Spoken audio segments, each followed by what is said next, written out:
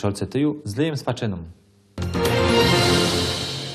Szczęść Boże na Szolcetyju, którzy tu kukną. Mam dzisiaj takiego gościa, który zaraz się przedstawi i powie, kto on jest i skąd on jest. Ja witam wszystkich z tamtej strony. Witam ekipa Lejoka, mojego przyjaciela internetowego, teraz na Realu. Nazywam się Richard Donke, po polsku Ryszard Donke. Dużo z was można mnie znać z internetu, kaj mam inny nick, ale o tym nie będę gadał. To się każdy, kto mnie zna, to się może go poszukać i obejrzeć. To ci ludzie wiedzą.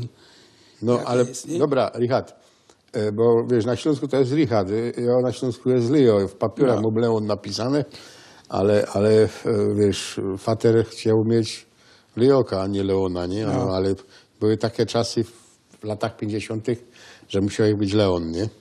A ty Ryszard. Ja Ryszard. A ty Ryszard, no. Ale powiedz mi tak, no, skąd to się znalazł w tym Faterlandzie? Jak to było? Coś to citnął, coś to pojechał, kiedyś to pojechał z Kuliczego? Ja z Faterlandem to było tak.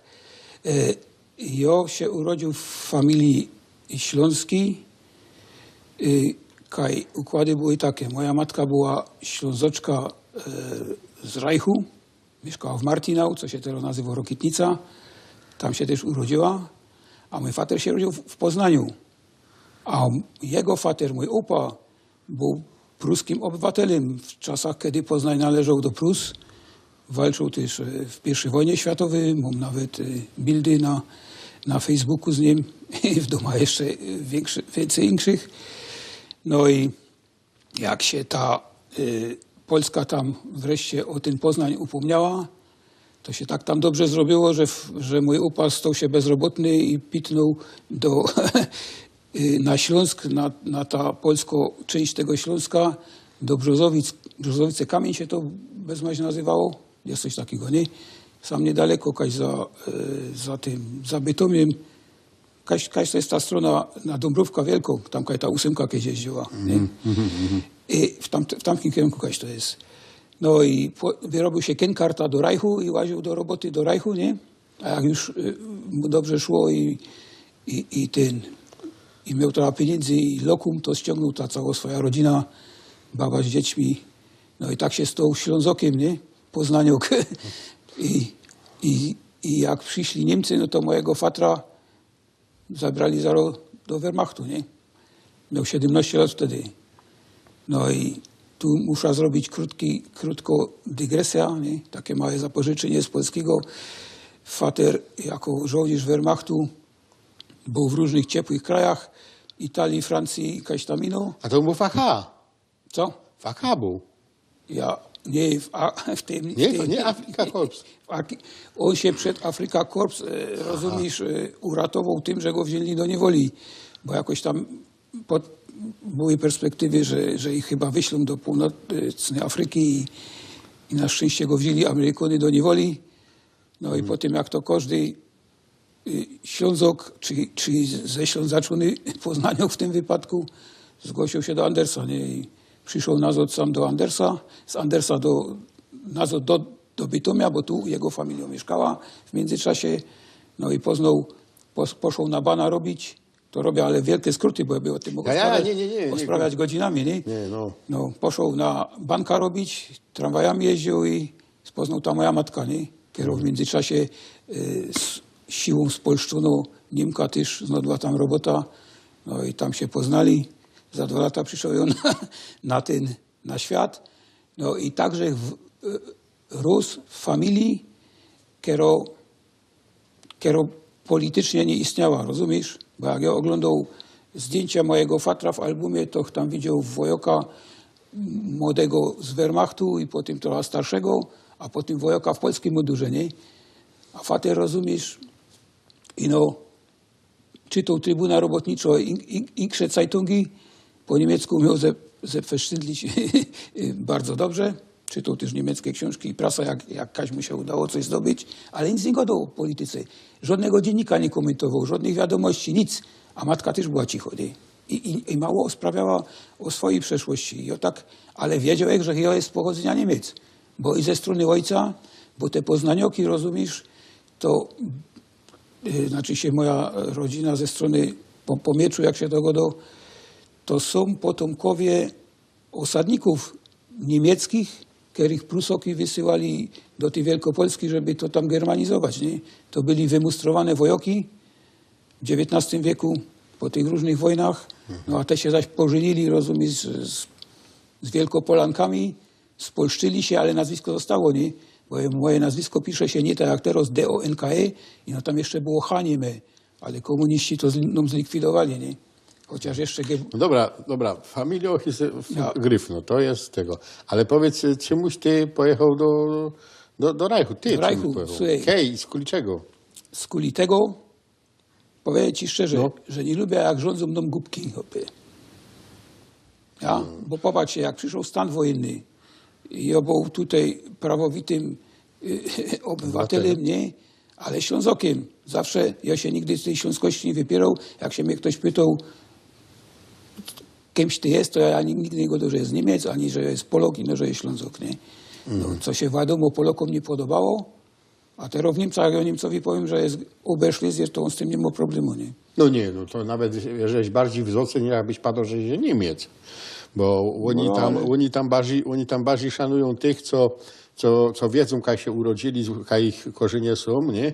Niż takich, co się tam przyjechali do Niemiec i na ruskich stali się Niemcami, nie? Ja, ale No wiesz, to oni poznają po sztimie, po akcencie, po tym, żeś ty nie jest zum Beispiel Szwab, albo nie jest żeś Bajerok, albo żeś nie jest tam... no ja to godą, że jest Oberschlesier. No to bez tego. To jest moja identyfikacja, rozumiesz? No, identyfikacją jest moim zdaniem jak najbardziej taką. No, ale się- ale dobra, a coś ty robił w Polsce, zanim się pojechał do tego? Słuchaj, ja w Polsce robię różne rzeczy. Bo sobie masz taki, Mam są taki znaczek. taki znaczek, kiedyś, że go dostał w prezencie od jednego artysty. No, ja zajmuję się szermierką, stworzyłem w Düsseldorfie klub przed 10 laty, teraz będę miał 10-lecie istnienia, fajer będziemy robić za miesiąc. Zajmuję się szermierką, to znaczy od mojego 13 roku życia ja mieszkam w Rokitnicy i zawsze moim marzeniem było, żeby fechtować. Jeszcze że miał drugą opcję, może judo, bo mi się podobały sporty walki, ale nie wiem jakim cudem w tej komunistycznej telewizji zawsze leciały jakieś Wilhelm Telly, Sir Lanceloty, Robin Hoody i Inkrze Zoro, nie? I pokazywała ta telewizja też często wyczyny polskich szermierzy, nie? Jak to w tych białych ancugach skokają. A w tamtych czasach byli dosyć no, i mocno. byli dobrzy.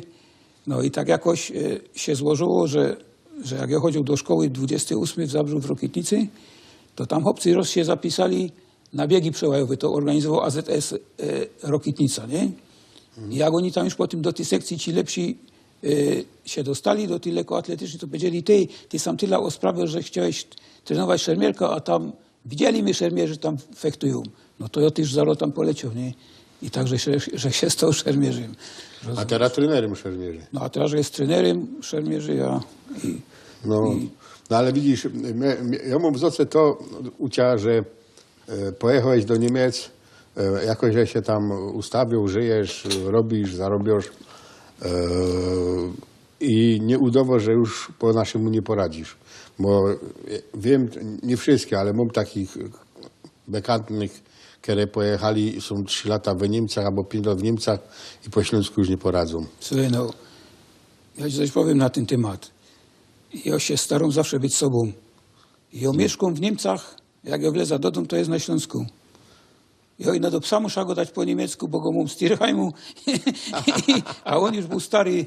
Aha, i miał ciężko się nauczyć po śląsku. Ale Pierun jest inteligentny i się szybko uczy, bo jak ja byłem do mojej pudymy, to on już patrzy i z tobą, rozumiesz? To się już nauczył, nie? A, czy już wyczuwa, już jest. Ja mu panu powinno dupka wyczyć, bo mu psa, co mu długie włosy rosną, nie nie, To już wie. to z tobą.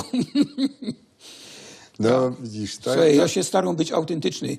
Nie lubię ludzi, którzy Udawają udawają kogoś, kim nie są. Nie?